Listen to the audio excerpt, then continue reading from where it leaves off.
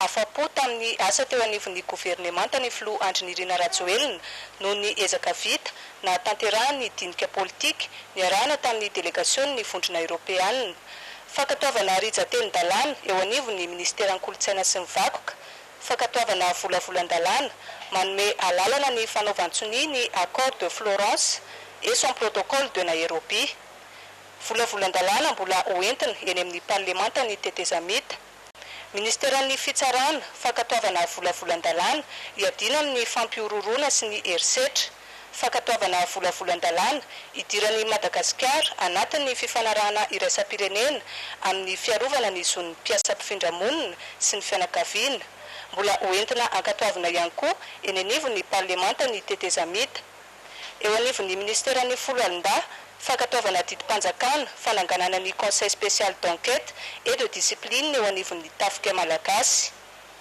Fanendrena mpiasa-panjakana ambony eo anivon'ny ministeran'ny varotra fakatoavana didim-panjakana manendry an'Andriamatoa iry manana Emilson Enikadja ho sekretera jeneraly.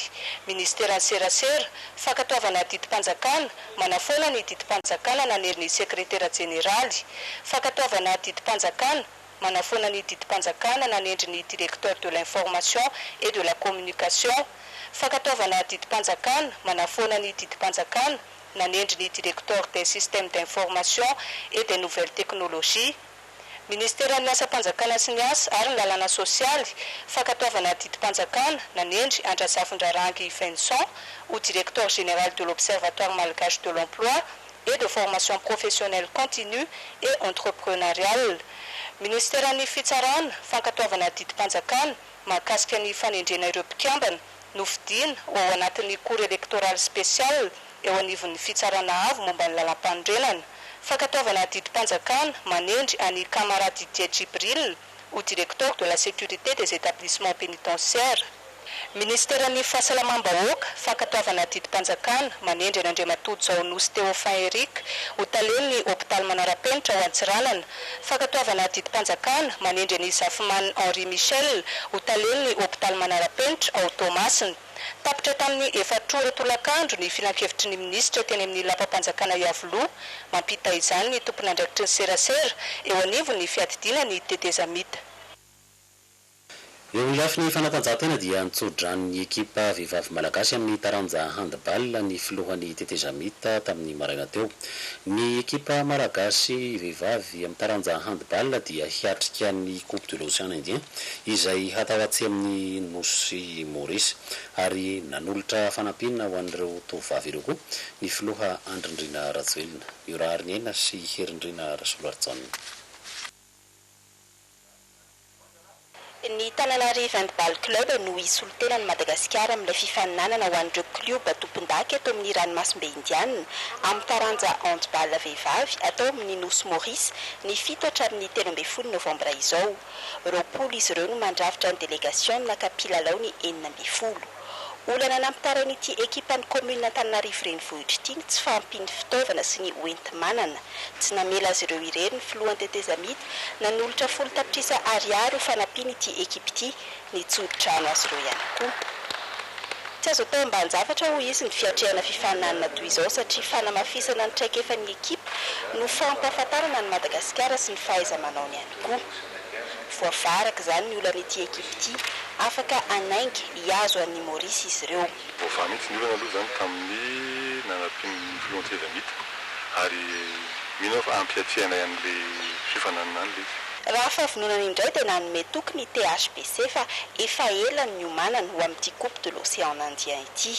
Efa ela mihitsy ny nanomanana izy ity zany hatramin'ny nanomboan'ny fifaninanana championnat national zany efa trano dia efa natao ny fanomanana ity Coupe de l'Océan Indien ity satria ny championnat national zany raha niveau an'ny ekipan'ny commune Antananarivo zao zany dia efa tsy niveau national intsony fa efa manana niveau international surtout eto anivon'ny Océan Indien zany. Ry zareo réunionnais hoe reto ekipa reto no somary atahorana saingy efa niomana ara-tsaina sy ara-batana ny THBC ka hanao izay faraheriny androm-bahana ny amboara. Lafim-baovao hafa tanteraka lany teo anivon'ny kongresy ny tetezamita ny lalàna mifehy ny ezaka atao amin'ny kopiany soram-piankohonana Ivonjy Joselin sy Sylvain Ndretahina. Aotra ka hatramin'ny 12 taona ny salantaonan'ny olona iray amin'ny fanatanterahana ny kopim-piankonana ho an'ny malagasy mizaka ny zoam-pirenena. Misy ny fenkevitra mandrafitra mampanakera ny lalàna eo anivon'ny ministerin'ny tany, misy ny fiara-miasa eo anivon'ny ministeran'ny fitsarana.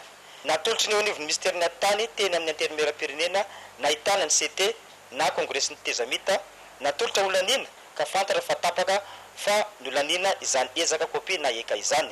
Fanisy ny lalàna fito sy roa arivo aotra efapolo zay tamin'ny valo sy roa arivo moa namoana azy 14 janoary zay nanomezana lalàna zay nanomezana lalàna lehiben'ny distrika sy ny lefiny anao fitsarana amin'ny tetivohitra mba ahafahana manome zay didy misolo solo pahaterana izay zany ka io lalàna zay tandrisaiko teo dia ny farana tamin'ny 110 sy 2 arivo tamin'ny volana desambra zany ny fananany hery zany amin'izao fotoana zao zany mbola fantatra fa mbola be da be ireo ankizy izay tsy manana izay sora pahaterana zay ka lasa verzore ny ankizy reny satria fantatsika fa ilaina dia ilaina ny fanomezana ireny sora pahaterana reny zany raha teo amin'ny 2,500,000 ny isany ankizy zay natao vinavina ny nanaovana vinavina hoe omena sora-pahaterana tamin'ny 4 sy 2 arivo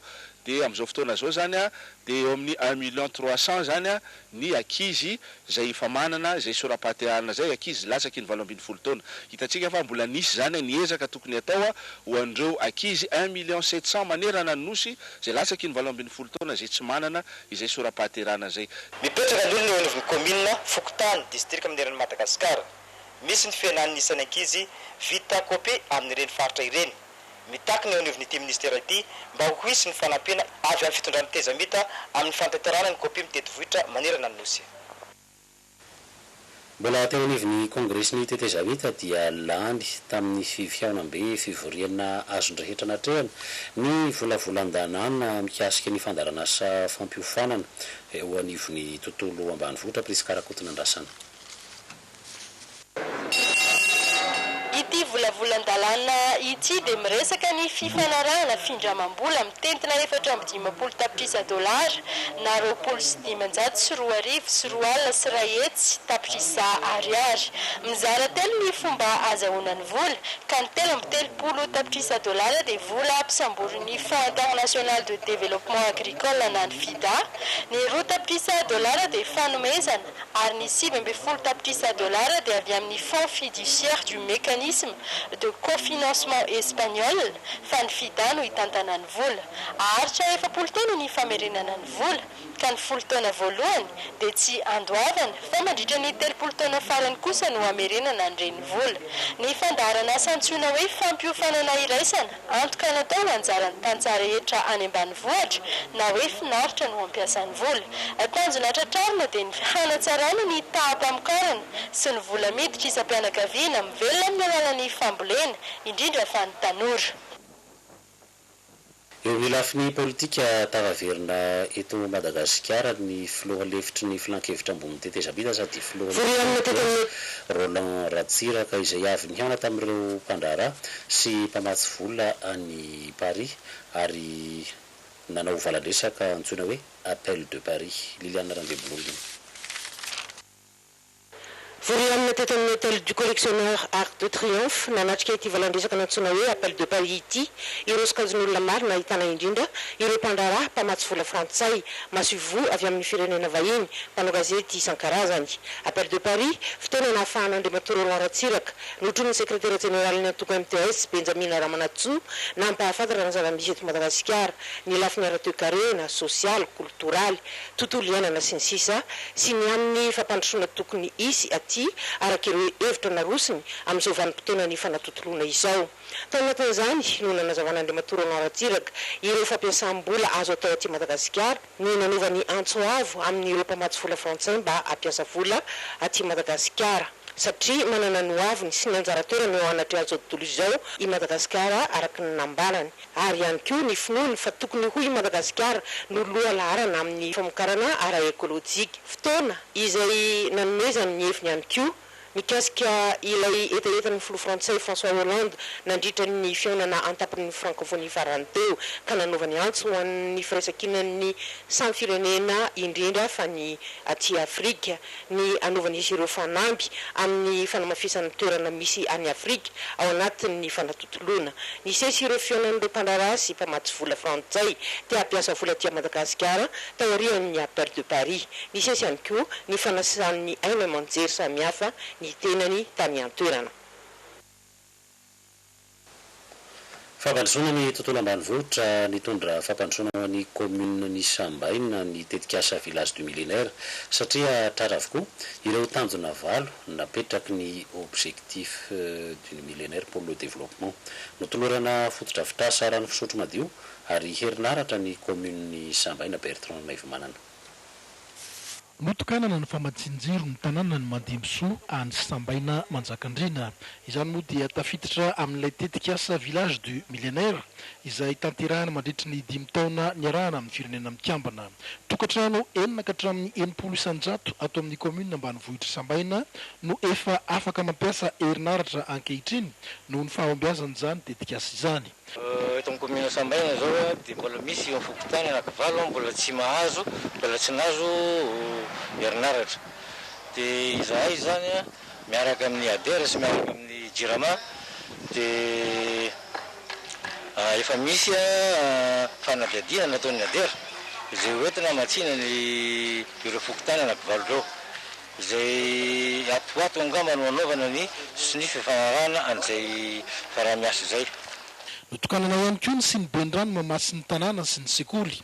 Tokantrano 400 no efa mahazo tombotsoa amin'izany.